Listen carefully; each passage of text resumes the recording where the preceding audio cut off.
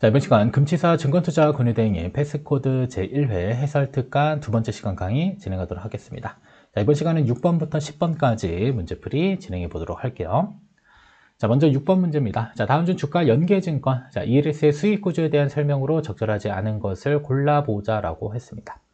자, 그러면 ELS가 무엇인지 보고 수익 구조 살펴보고 문제를 풀어보도록 할게요. 자, 먼저 수익 구조를 한번 보시면, 자, 금융투자 상품의 주식 관련 파생 상품을 혼합한 복합 상품으로, 중요한 건 이겁니다. 주가 지수의 성과에 따라서 수익률이 변동된다. 그래서 기준 시점을 기준으로 상승을 하거나 혹은 하락을 하거나 혹은 상승 또는 하락을 하거나 이러한 조건불이 하나씩 붙어 있습니다. 그래서 이 조건에 따라서 수익률이 변동이 되는데, 먼저 각각의 수익 구조들 한번 볼게요.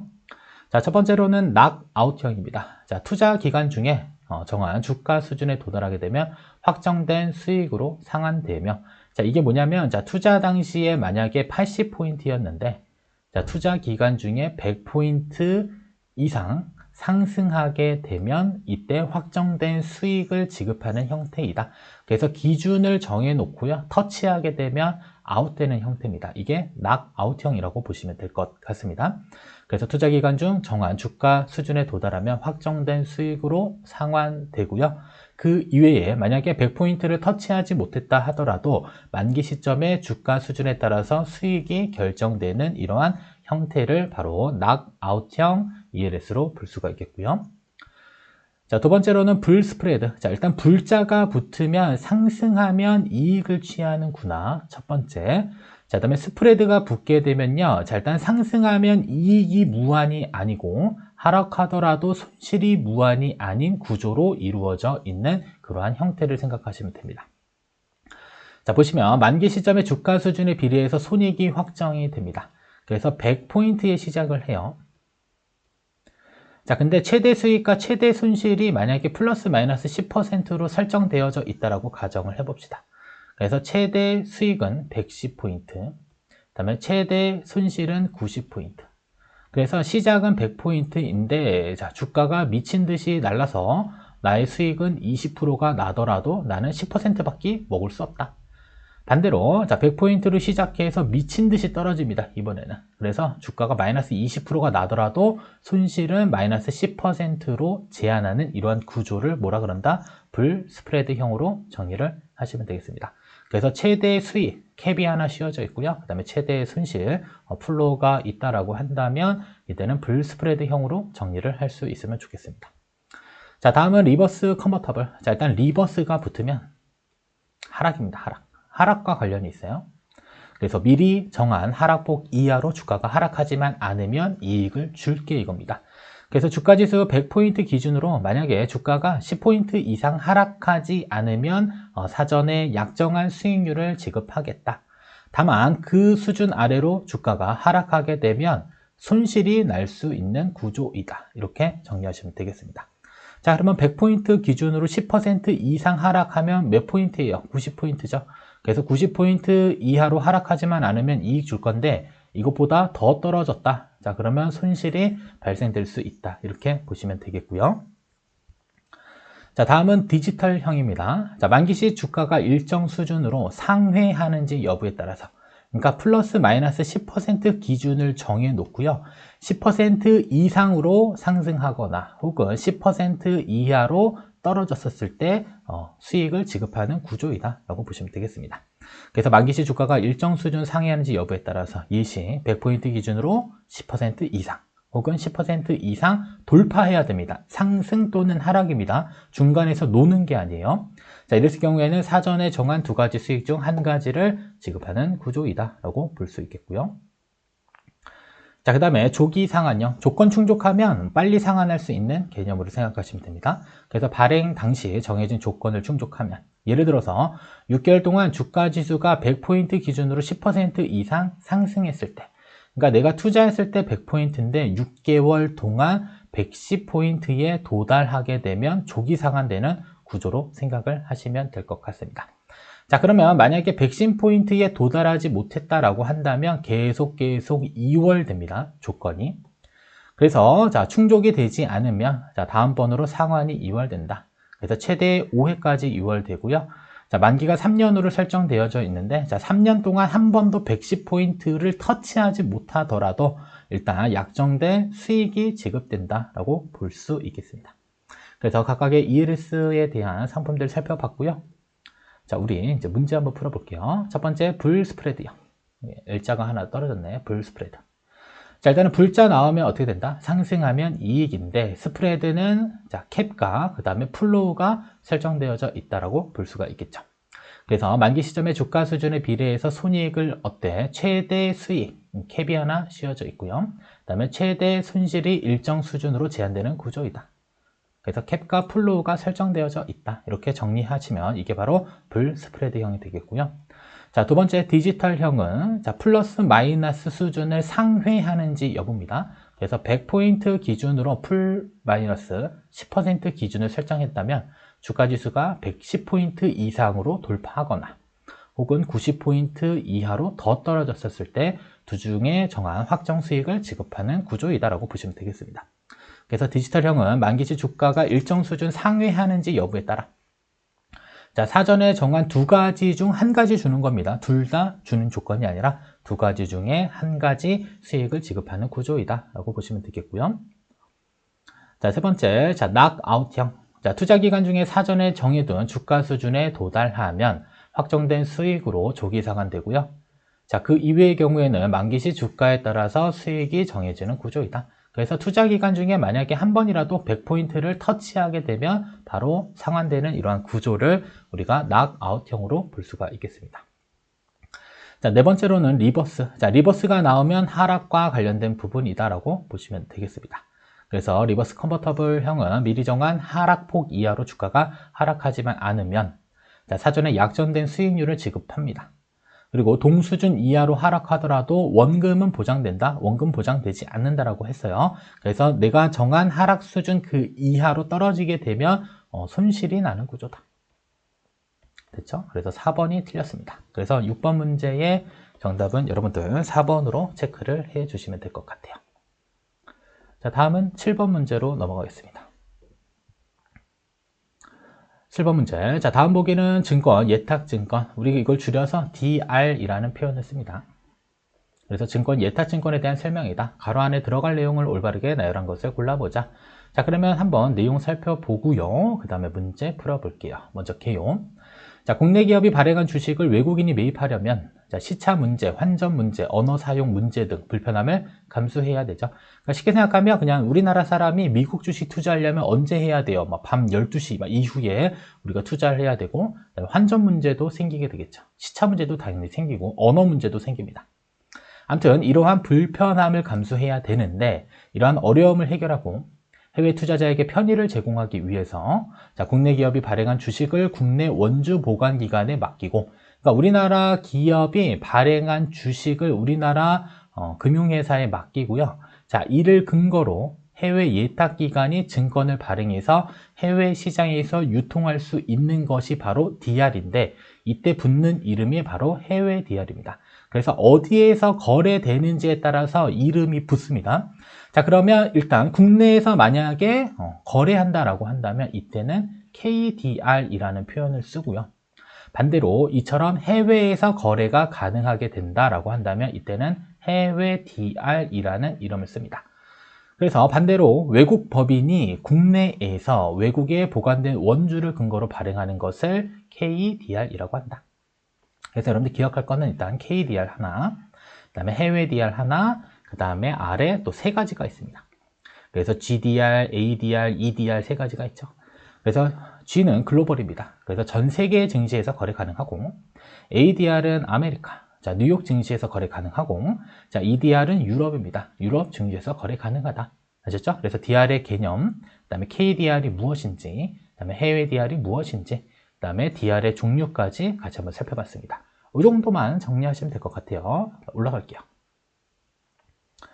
자, 보시면 7번 다음 보기는 증권 예탁증권 DR에 대한 설명이다. 자, 괄호 안에 들어갈 내용을 올바르게 표시한 것을 자, 외국 법인이 자, 국내에서 자, 외국에 보관된 원주를 근거로 발행하는 것. 자, 그러면 발행은 어디에서 일어나는 거죠? 국내에서 자, 일어나는 거죠. 자, 이것을 뭐라 그런다? 코리아의 K자가 붙어서 KDR이라고 합니다. 그럼 KDR, KDR.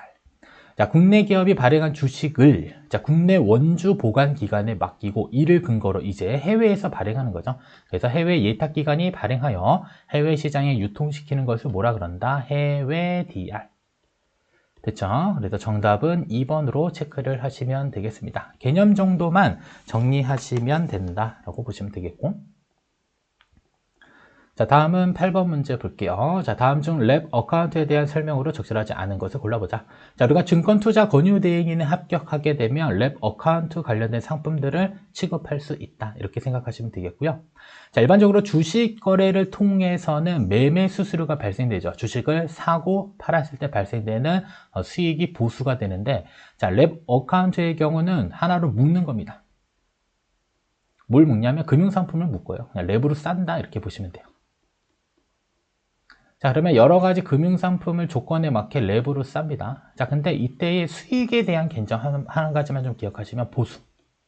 가장 큰 차이가 일단 보수가 있어요. 자, 일단은 일반적인 주식의 경우는 매매, 그러니까 거래했었을 때 발생될 수 있는 거래 수수료가 보수가 되는데 얘네들은 이 자산 규모에 따라 다릅니다.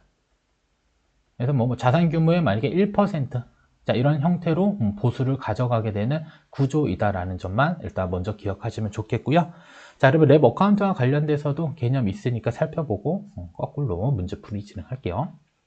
자, 일단 여러 종류의 자산 운용 관련 서비스를 하나로 쌉니다. 랩으로 싸서 고객이 기호에 적합하게 제공하는 자산 종합 관리 계좌이다. 그래서 이 계좌 안에다가 다양한 금융상품을 집어넣고 운용한다. 이렇게 보시면 되겠고요. 그리고 금융기관이 투자자에게 가장 적합한 포트폴리오에 관한 상담 결과에 따라서 자산을 운용해 주거나 아니면 집합투자, 펀드를 소개해 주고 이에 부수되는 주문 집행, 결제 등의 업무를 일괄 처리해 주는 대가로 중요한 건 이겁니다. 잔액 평가 금액의 근거. 그러니까 이 랩에 투자된 투자 자금을 근거로 하여 일정 비율의 수수료를 받는 상품이다. 그래서 투자 자문의 개념과 조금 비슷합니다. 우리가 투자 자문 서비스를 이용하게 되면 이 투자 자문, 그러니까 내가 투자하고자 하는 이 금액의 평가 금액에 비례해서 수수료가 발생되는데 랩 어카운트도 비슷한 관점에서 생각을 하시면 돼요. 그리고 일반적으로 일임형, 그 다음에 자문형, 그 다음에 펀드형 랩 어카운트로 구분이 된다. 이렇게 되어져 있고요. 그 다음에 장단점은 그냥 여러분들 참고로 한번 쭉 읽어보시면 좋을 것 같고요. 자, 종류만 한번 살펴보고 넘어가도록 하겠습니다. 자, 먼저 일임. 자, 일임이라고 하는 것은 맡기는 겁니다. 아셨죠? 그래서 증권사 직원에게 알아서 운용을 해주세요라고 맡기는 거예요. 그래서 자산 포트폴리오 구성에서 운용까지 모두 증권사가 대행하는 것. 일임형 랩 어카운트고요. 자, 자문형의 경우는 자, 우리가 매매 타이밍이나 혹은 종목에 대한 부분들을 자문받는 형태로 생각하시면 돼요. 그래서 증권사가 아닌 외부 자문사가 종목 및 매매 타이밍을 결정하는 것. 이게 바로 자문형 랩 어카운트가 되겠고요. 자, 그다음에 펀드형은 말 그대로 펀드에 가입하는 겁니다. 그래서 고객의 성향 등을 파악해서 고객에게 가장 적합한 최우수 펀드로 포트폴리오를 구성하는 투자 전략을 의미한다. 그래서 랩 어카운트의 종류 살펴봤습니다. 자, 그러면 나머지 부분들은 우리 문제를 통해서 한번 쭉 보시면 되겠고 이 부분은 아마 여러분들 책에 없는 부분들이니까 조금 천천히 넘길게요. 그래서 가볍게 한 번씩 읽어보시면 될 부분들이니까 참고로 기억하시고 문제 한번 풀어보도록 하겠습니다. 8번 문제. 첫 번째, 자, 증권 수수료를 지불하지 않는다. 자, 증권 수수료라고 하는 것은 자, 우리가 주식 거래를 통해서 매수, 매도할 때 발생되는 그런 수수료를 의미합니다. 그래서 랩 어카운트의 경우는 이러한 증권 수수료를 지불하지 않습니다.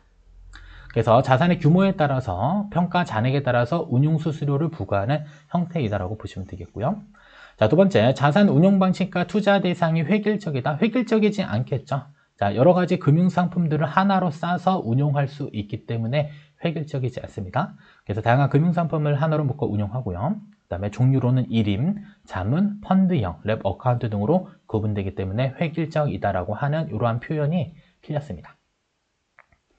3번, 자, 금융투자회사 입장에서는 수수료 수입 총액이 감소할 가능성이 존재한다. 왜? 증권 수수료를 지불하지 않으니까. 그러니까 사고 팔고 계속 해야 되는데 자, 이것은 어떻게 되는 거죠? 자산의 규모에 따라서 운용 수수료를 부과하기 때문에 수수료 수입 총액이 감소할 가능성이 존재하고 있습니다. 됐죠? 그래서 자산 규모에 따른 보수만 받기 때문에 증권 거래에 따른 수수료를 받을 수 없다. 따라서 수수료 총액이 감소할 가능성이 존재한다. 이렇게 보시면 되겠고요. 네 번째, 일임. 일임이라고 하는 것은 맡기는 겁니다. 일임형 랩 어카운트는 자산 포트폴리오 구성에서 운용까지 모두 누가 증권사가 대응하는 그러한 형태를 띠고 있는 랩 어카운트가 되겠습니다. 그래서 8번 문제 정답은 2번으로 체크를 해 주시면 되겠습니다. 자, 다음은 우리 이제 9번 문제로 가겠습니다. 자, 9번 문제는 개인 종합자산관리계좌 ISA와 관련된 부분들입니다. 절세형 금융상품이다 라고 보시면 될 것 같고요. 일단은 내용을 하나 보고 넘어가도록 하겠습니다. 자, 일단은 자산종합관리계좌의 종류가 있는데, 자, 일단은 종류를 보기에 앞서서 개념 정도 살펴보고 넘어올게요. 자, 일단 특징을 하나 보겠습니다. 자, 한 계좌에서 다양한 금융상품을 담아 운용할 수가 있습니다. 그래서 ISA 계좌를 개설하게 되면 이 계좌 안에서 우리가 투자금을 입금하고 다양한 금융상품들을 선택해서 운용을 할 수가 있습니다. 자, 그리고 일정 기간 후 이익과 손실을 통산한 순이익을 기준으로 합니다. 순이익. 보통 우리가 주식 투자했었을 때 손실 나는 부분에 대해서는 무시하고 이익 난 부분에 대해서만 세금을 과세하게 되는데, 이 ISA 계좌 개인 종합 저축계좌의 경우는 순이익을 기준으로, 그러니까 투자 이익이 있을 수 있겠고 그 다음에 손실이 있을 수 있겠죠. 그래서 투자 이익에서 손실을 차감한 순이익을 기준으로 세제 혜택을 부과합니다. 그래서 200만원 또는 400만원 한도로 뭐가 된다? 비과세된다 라고 보시면 되겠고요. 자, 혹시라도 이익이 200만원 또는 400만원 이상 초과했었을 경우에는 9.9%로 분리과세된다. 요거 가장 큰 특징이니까 체크하셔야 됩니다. 자, 그리고 기존의 소장펀드나 제형 저축보다 가입 자격이 많이 낮다. 그냥 누구나 접근 가능하다라고 생각을 해 주시면 돼요. 자, 그리고 ISA 종류와 유형 이렇게 있는데요. 자, 먼저 종류 하나씩 보시면 중개형이 있고요. 그다음에 신탁형이 있고 일임이 있습니다. 자, 이름은 말 그대로 그냥 맡기는 거고요.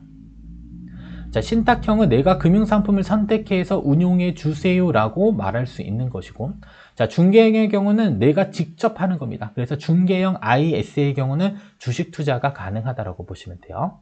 그래서 투자 방법에 있어서 투자자가 직접 상품을 선택할 수 있는 것 중개형 ISA와 신탁형 ISA가 있고요. 자, 일임의 경우는 투자 전문가에게 포트폴리오를 맡기는 것으로 생각하시면 되겠습니다. 대신 운용해 주세요. 그다음에 보수 및 수수료 보시면 중개형은 투자 상품별, 신탁은 신탁 보수, 그다음에 일임형은 말 그대로 일임 수수료가 붙는다라고 정리하시고요. 자, 그다음에 가입 조건 및 납입 한도, 의무 가입 기간에 대해서 살펴보도록 하겠습니다. 자, 일단은 가입 조건은 만 19세 이상이어야 됩니다. 그리고 자, 근로소득자의 경우는 만 15세 이상도 가능하다. 그리고 거주자여야 됩니다. 자, 그리고 직전 연도 3년 중 금융소득 종합과세 대상이라고 하는데요. 보통 이자 배당이 2천만 원을 초과하면 안 된다라는 내용으로 해석하시면 됩니다. 그래서 직전 연도 세 개년 중, 그러니까 3년 중에 1회 이상 금융소득 종합과세에 해당됐다라고 한다면 가입이 불가능하고, 아니면 금융소득이 2천만 원 이하일 경우에는 누구나 가입 가능하다. 자, 그리고 납입 한도는 총 1억 원입니다. 5년까지. 그래서 연간 2천만 원씩 곱하기 5년 하게 되면 총 1억 원 납입 가능하고요. 그다음에 소장펀드에 만약에 가입되어져 있다라고 한다면 이때는 600만 원 한도를 제외하고, 혹은 제형저축에 가입되어져 있다라고 한다면 분기당 300만 원이면 연간 1,200만 원 한도겠죠. 그래서 이 금액을 차감한 만큼의 한도까지 금액 납입이 가능하다. 이런 특징을 가지고 있습니다. 됐죠? 자, 그 다음에 가입 자격 및 한도 관련돼 가지고 아까 200만 원 또는 400만 원에 뭐가 된다라고 했죠? 비과세가 된다라고 했는데 소득 수준에 따라서 조금 차이가 있습니다. 자, 일단은 일반형의 경우 비과세 한도가 200만 원이에요. 그래서 만 19세 이상 직전 연도 근로소득이 있는 만 15세 미만의 대한민국 거주자의 경우는 200만 원까지는 비과세. 그다음에 서민형과 농어민형이 있는데 이 둘은 400만 원 한도입니다.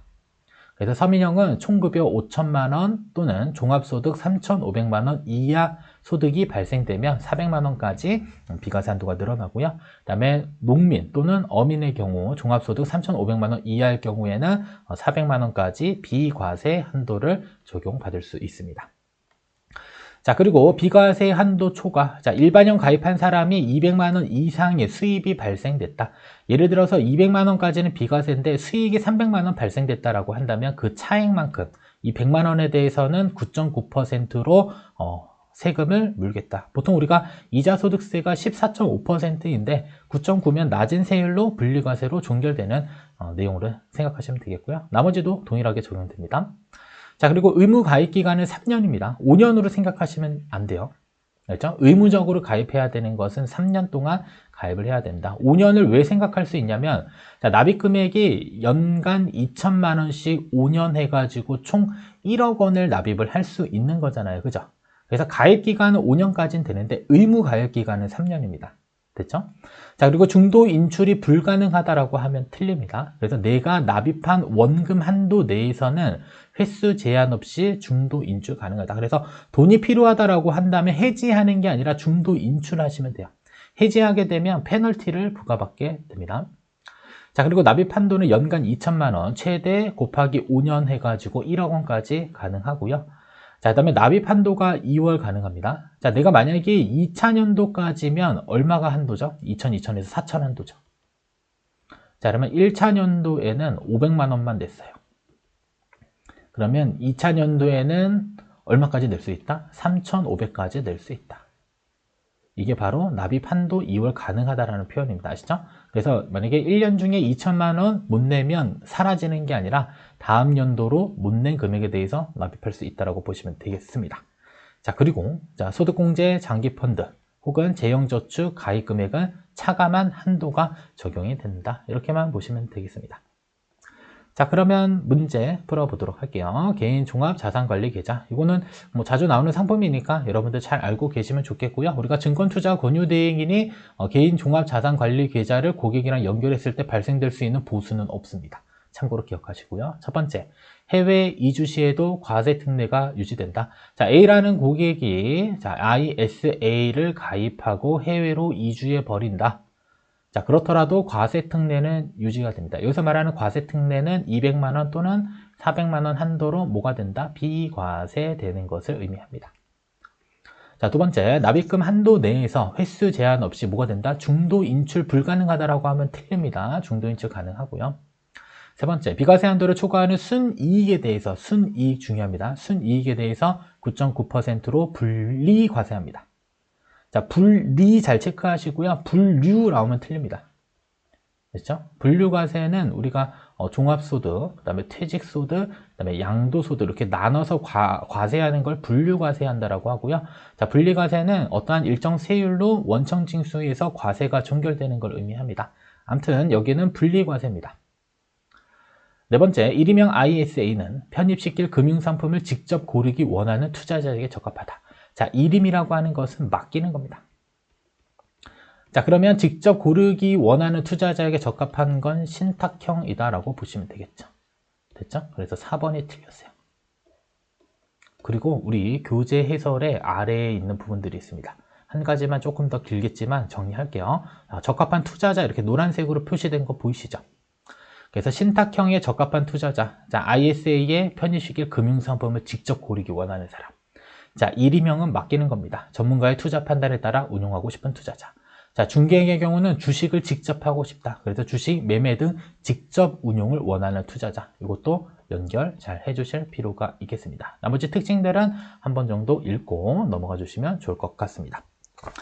자, 다음은 이제 이번 시간의 마지막 문제인 10번 문제 보도록 할게요.